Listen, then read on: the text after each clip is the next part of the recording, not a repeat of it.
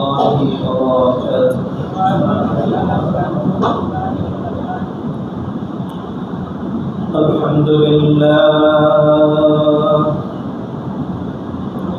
الحمد لله الذي جعل الشمس والقمر بحسبان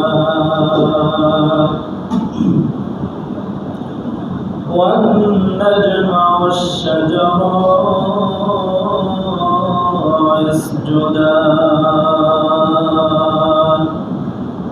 وفضل زمانا على زمان كما فضل مكانا على مكان وإنسانا على إنسان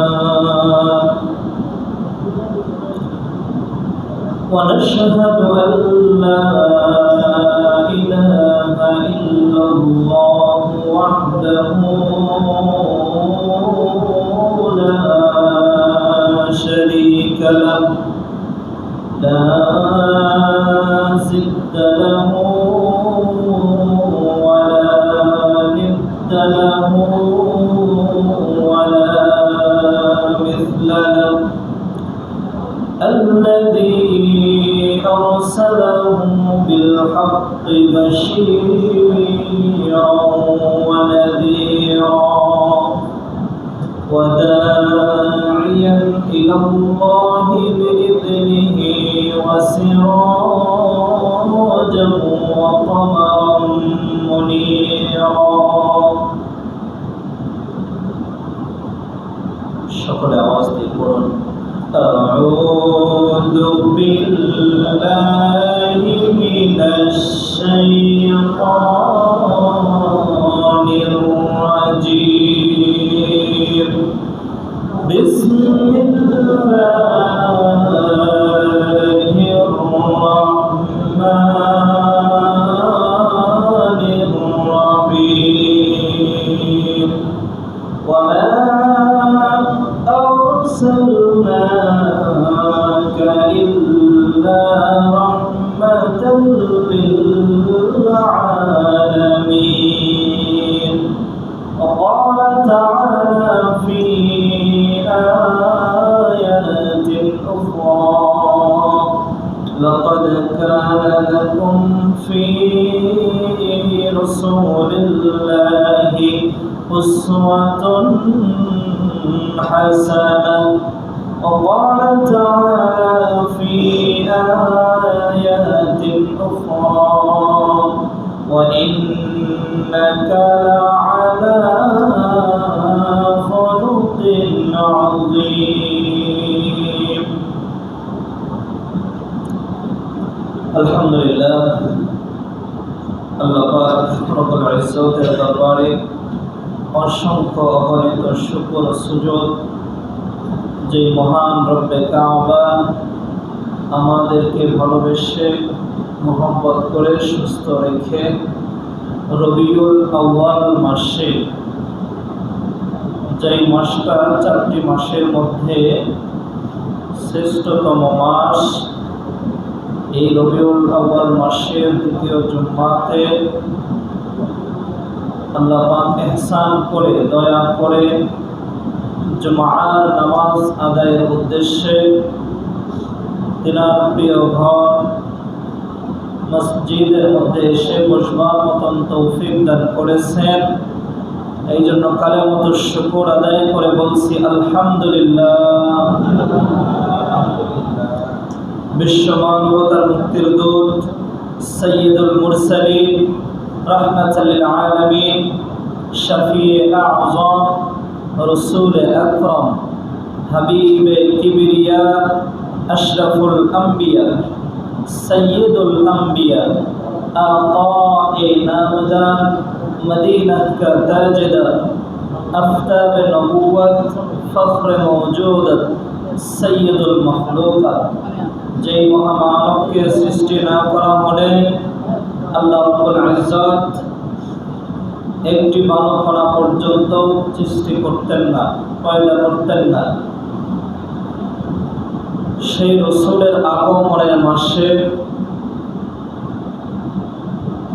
আমরা হায়াত পেয়ে মসজিদে এসে সেই রসুলকে খুশি করার উদ্দেশ্যে, আল্লাহ তাআলাকে সন্তুষ্টি করার উদ্দেশ্যে আমরা উচ্চ আওয়াজ দিয়ে ছোট্ট আকারে দরুদ শরীফ পাঠ করি, সকলে বলি সাল্লাল্লাহু আলাইহি ওয়াসাল্লাম। সম্মানিত উপস্থিতি, রবিউল আউয়াল মাস আল্লাহ পাকের কাছে 4টি মাস অত্যন্ত মর্যাদাপূর্ণ। রমজান, মুহররম, রবিউল আউয়াল। তার মধ্যে আল্লাহ পাক রব্বুল আলামিনের ইহসানে, দয়াতে আমরা চতুর্থতম শ্রেষ্ঠ মর্যাদাপূর্ণ মাস এই রবিউল আউয়াল মাসে উপস্থিত হয়েছি। এই জন্য আবারও শুকরিয়া আদায় করছি, পড়ি আলহামদুলিল্লাহ।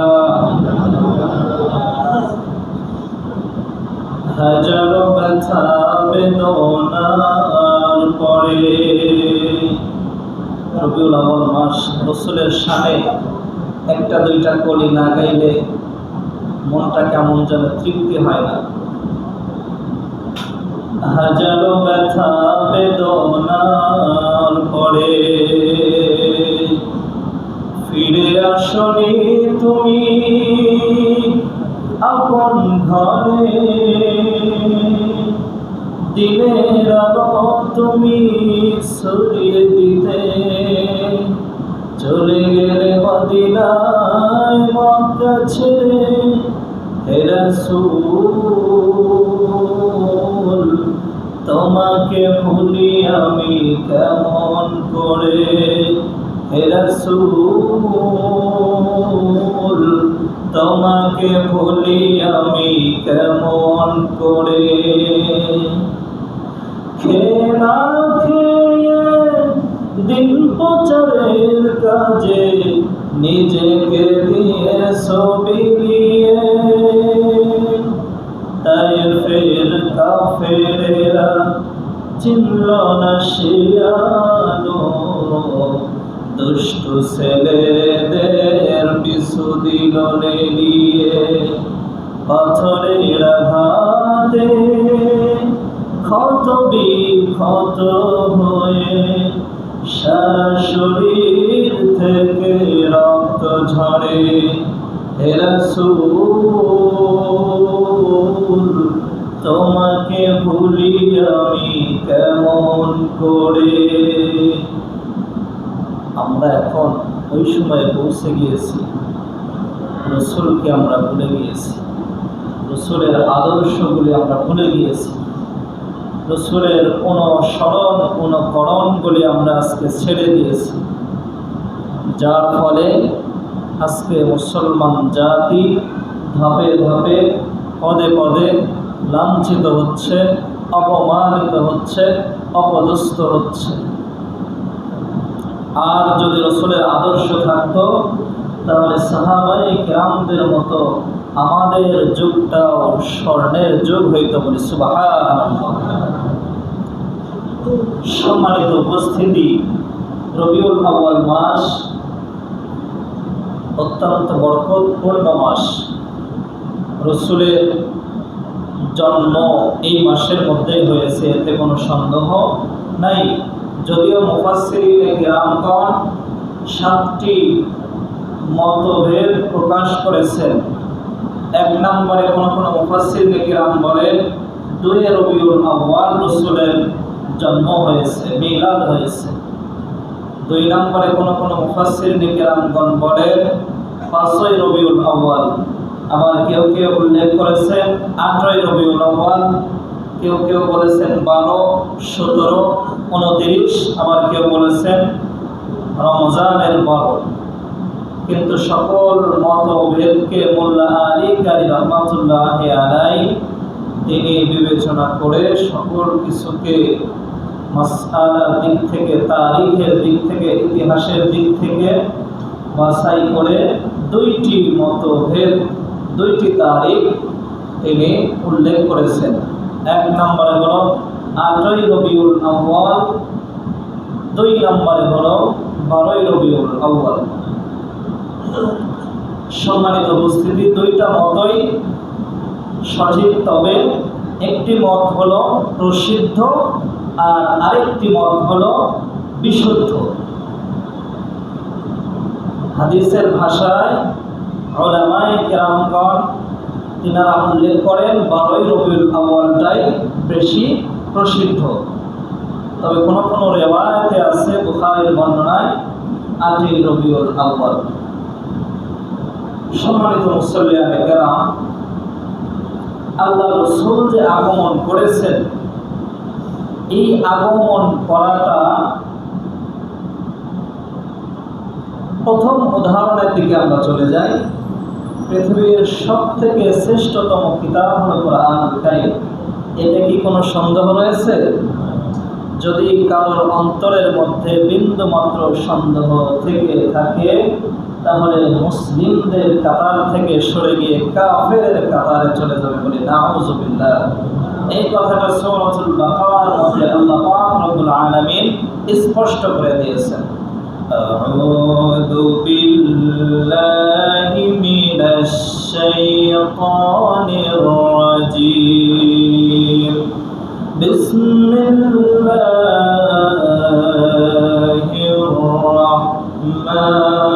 রাহমানির রাহিম। আলিফ লাম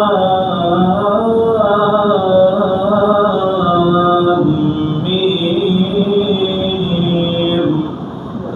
যালিকাল কিতাবু লা রাইবা ফীহি হুদাল লিল মুত্তাকিন। আল্লাহু আকবার। এই কালামে জিন্দা কোরআনে হাকীম, হিকমতে উলা ইয়াজাল আস্তাকদিম। জামিউল ইলম ফিল কোরআনে হাকীম, তাকাসুর আনহু ওয়াফহামুর রিজালি। আল্লাহ রাব্বুল আলামিন বলেন, যদি কোনো মুসলিম ব্যক্তি কালিমা পড়ার পরে মুসলমানদের কাতারে, ঈমানদারদের কাতারে আসার পরে আমি এই যে কোরআনুল কারীমটা আমার প্রিয় বন্ধুর উপরে নাযিল করেছি, এই কিতাবের মধ্যে যদি যারা পরিমাণ, অর্থাৎ একটি নুকতা পরিমাণে যদি কোনো ব্যক্তি সন্দেহ পোষণ করে থাকে, তাহলে সেই ব্যক্তি মুসলমানদের কাতারে তো থাকবেই না, বরঞ্চ তার জন্য আমি রব্বে কাবা জান্নাতটাও হারাম করে দিই। নাউযুবিল্লাহ। যদি মুসলমানই না থাকে, তাহলে তার জন্য কি জান্নাত আছে? জান্নাত নেই। এজন্যই আল্লাহ পাক রব্বুল আলামিন বলেন, যালিকাল কিতাবু লা রাইবা ফীহি। পৃথিবীতে জাতি আসবে অনেকগুলি, 200-র উপরে সভ্যতা থাকবে, তাদের মধ্যে এই সন্দেহটা আসবে। পৃথিবীর বুকে যত লেখক, যতই বিদ্যা লিখেছেন, সকল বইয়ের মধ্যে, সকল বুকের মধ্যেই কোনো না কোনো ত্রুটি রয়ে গেছে। এমনভাবে নাস্তিকরা, রামপন্থী, বামপন্থী মানুষগুলো তারাও আঙ্গুল তুলবে, তাদের ওই আঙ্গুলটাকে আমার কালামের দিকে যেন তারা উঁচু করে না ধরতে পারে, সেই জন্য এই পথটা আমি কর্তন করে দিয়েছি। সূরাতুল বাকারার 2 নম্বর আয়াত দিয়ে তাদের মুখের উপর আমি সিলমোহর মেরে দিয়েছি। যালিকাল কিতাবু লা রাইবা ফীহি।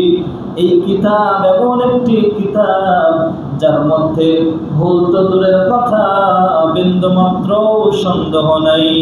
সুবহানাল্লাহ। কি তুমি ভুল বের করবা? তুমি কত বড় আলেম হয়েছো, কত বড় বিজ্ঞানী হয়েছো, আল্লাহ পাক একটা শব্দ দিয়েই তোমার মুখের উপরে সিল মেরে দিয়েছেন। বলে সুবহানাল্লাহ। এই কিতাবের মধ্যে আল্লাহ পাক রব্বুল আলামিন রাসূলের বর্ণনা করতেছেন। সূরাতুল আহজাবের 21 নম্বর আয়াতের মধ্যে আল্লাহ পাক বলেন, লাকাদ কানা লাকুম ফি রাসূলিল্লাহি উসওয়াতুন হাসানাহ। আল্লাহ রাব্বুল আলামিন বলেন, সে জামানার মধ্যে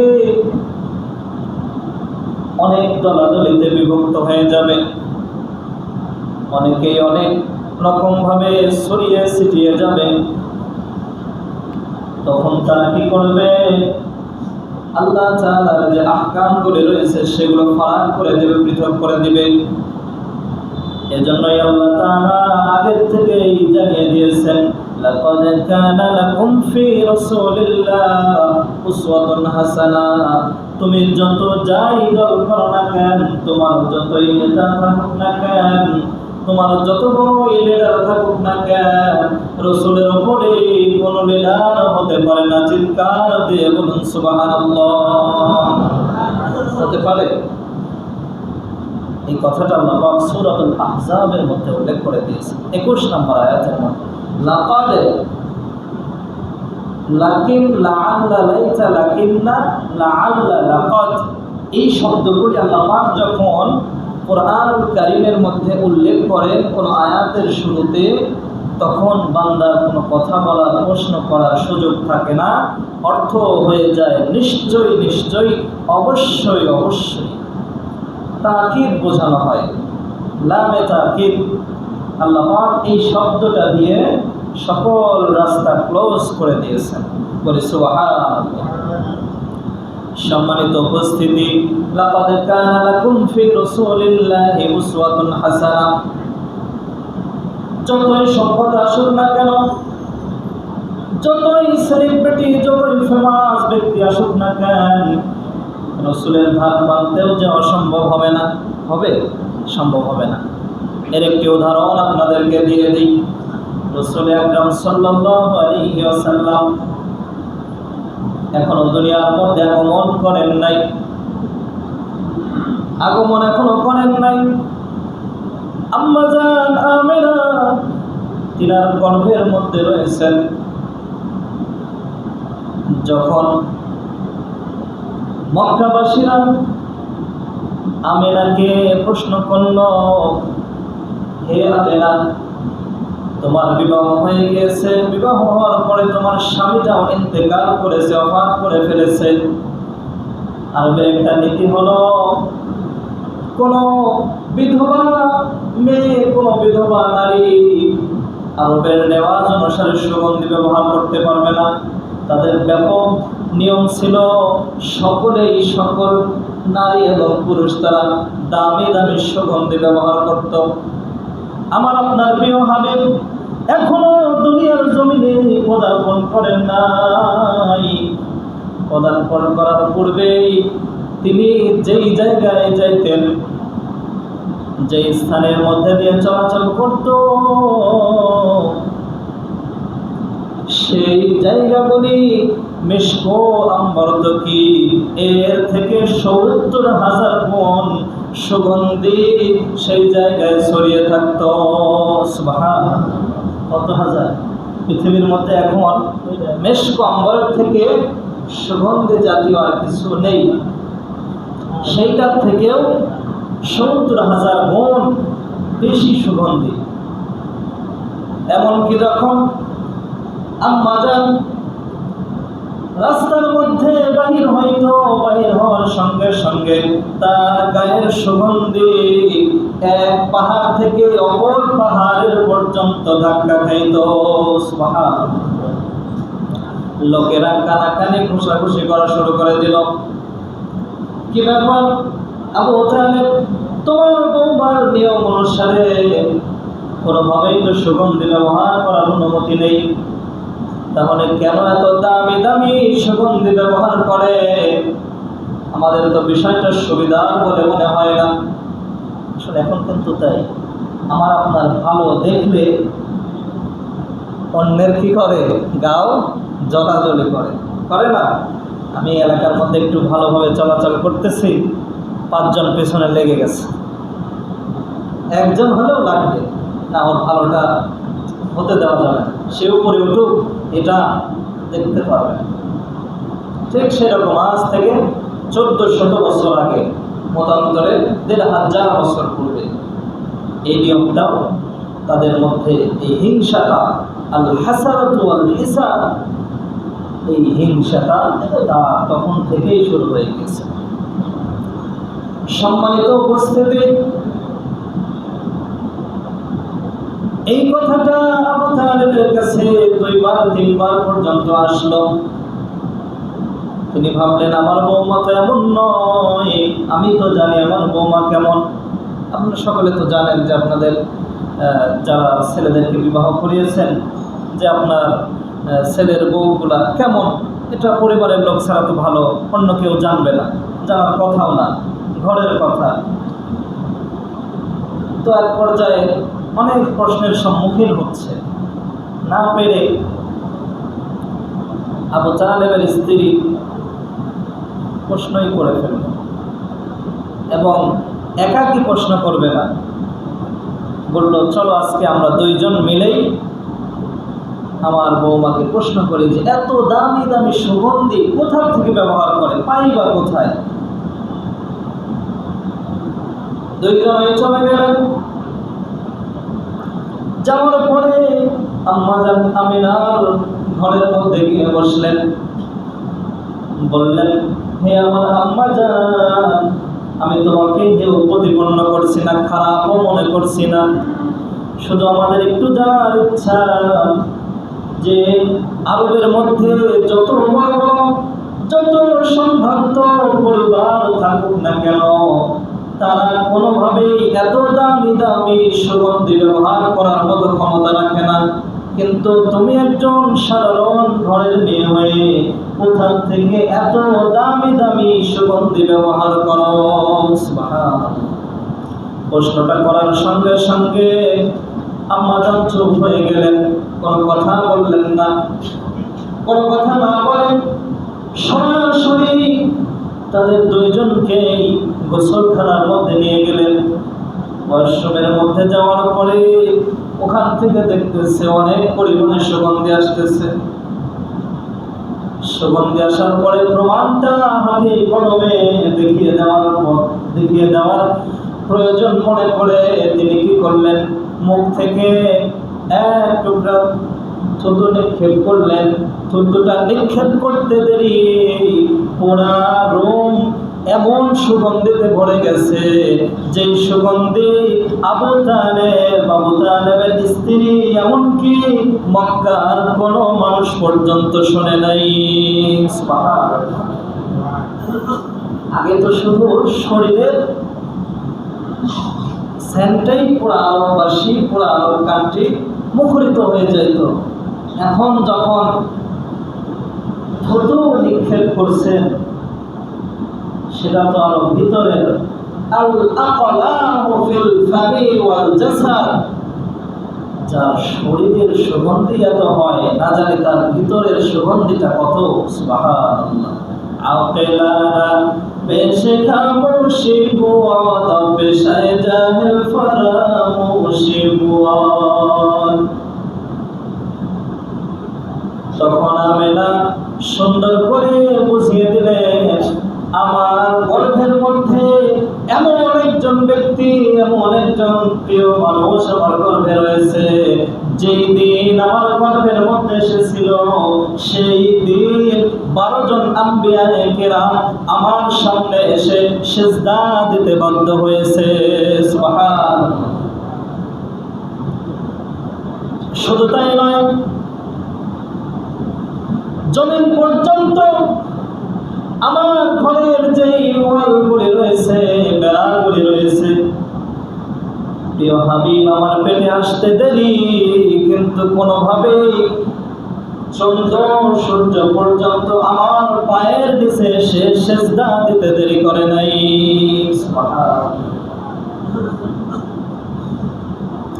এমনকি শুধু তাই নয়, রাসূল আকরাম সাল্লাল্লাহু আলাইহি ওয়াসাল্লামকে পেটে নিয়ে যখন আমিনার বাহিরে যাইতেন, কূপ থেকে যখন পানি আনার জন্য যাইত, কূপের পানি পর্যন্ত যখনই কলস তিনি কূপের মধ্যে দিয়ে দিত, কূপের মধ্যে কলসটা দিতে দেরি হইত, কিন্তু কূপের পানি টকবক করে কূপের মুখে আসতে দেরি হইত না। সুবহানাল্লাহ। হাবিবে কিবরিয়া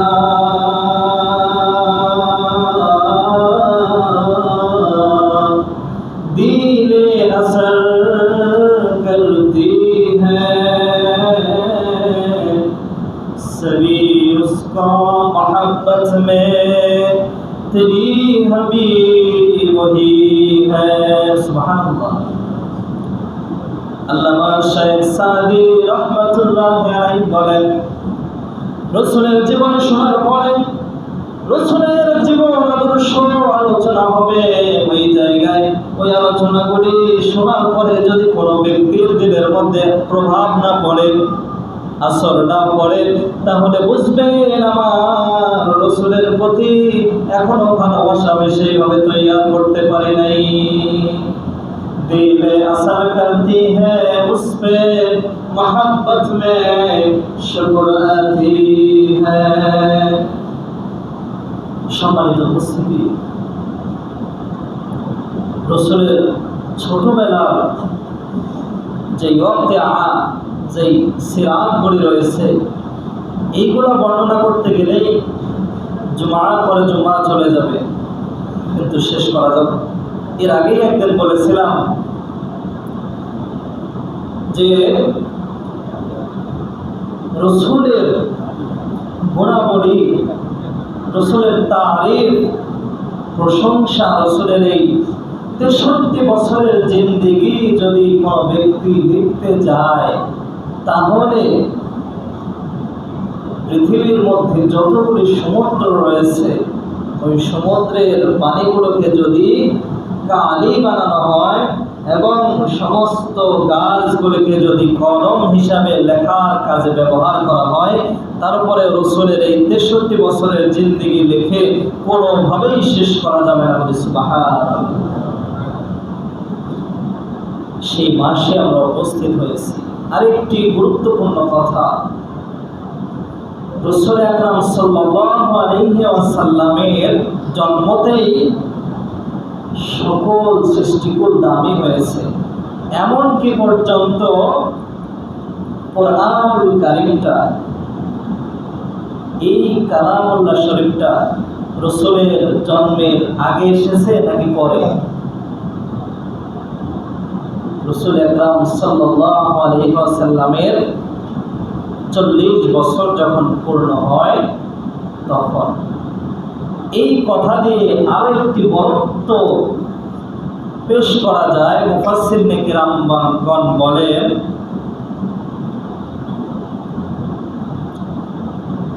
আল্লাহ পাক রব্বুল আলামিন রাসূলের জন্ম দিয়ে ইন্না আনজালনাহু ফি লাইলাতিল কদর, রাসূলের জন্ম মুবারক দিয়ে কোরআনুল কারীমটা, এই যে কোরআনটা, এই কোরআনটাও রাসূলের জন্মের পরে সেট করে বুঝিয়ে দিয়েছেন, কোরআনের থেকেও বেশি মর্যাদাপূর্ণ হলো আমার রাসূল। বলে সুবহানাল্লাহ।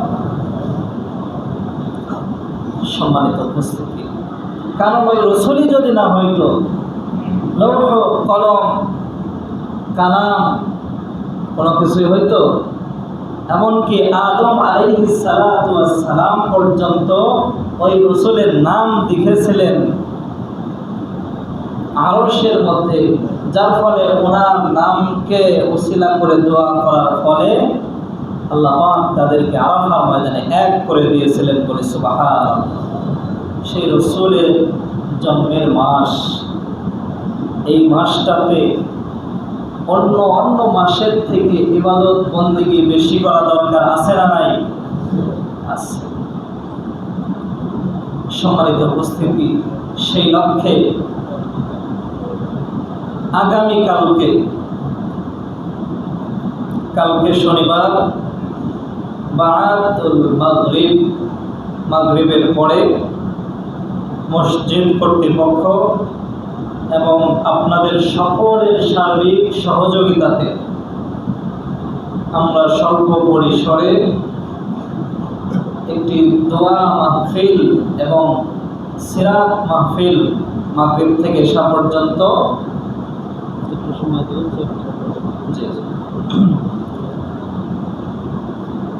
মসজিদের মধ্যে কিছু দোয়া খায়, তাসবিহ, তাহলিল এবং রাসূলের জীবনের উপরে আশপাশ থেকে যদি কোনো উলামায়ে কেরামগণ এসে থাকেন, দু একটি নসিহত পেশ করবেন। সেই লক্ষ্যে মসজিদের কিছু তাওয়ারুকের ব্যবস্থা করা হবে, আঞ্জাম করা হবে। তো অন্যান্য মাসে আমরা তো খরচ করেই থাকি, সেই দিক দিয়ে লক্ষ্য করে যদি কারোর ঈমান, স্পৃহা, ঈমানের আগ্রহ, বাল দাকাহুমুল ঈমান ফাযাদাহুম তারা, ঈমানের আগ্রহ, ঈমানের পাওয়ার যদি বেশি থেকে থাকে, তাহলে এই মাসেও খরচ করলে আল্লাহ পাক রব্বুল আলামিন রমজানের থেকেও বেশি সওয়াব দিয়ে দেবে বলে সুবহানাল্লাহ। রমজানটা আসছে কার জন্য? রাসূলের জন্যই তো সেই রাসূলের জন্ম উপলক্ষে করে আমরা মসজিদের মধ্যে দোয়া আয়োজন করব, কিছু তাসবিহ তাহলিলের আয়োজন করা হবে। সেই দিকে লক্ষ্য করে আমরা সকলেই মন থেকে, দিল থেকে সার্বিক সহযোগিতার দিক লক্ষ্য করে আমরা সকলে শরীক থাকবো বলে ইনশাআল্লাহ। যার যতটুকু সামর্থ্য আছে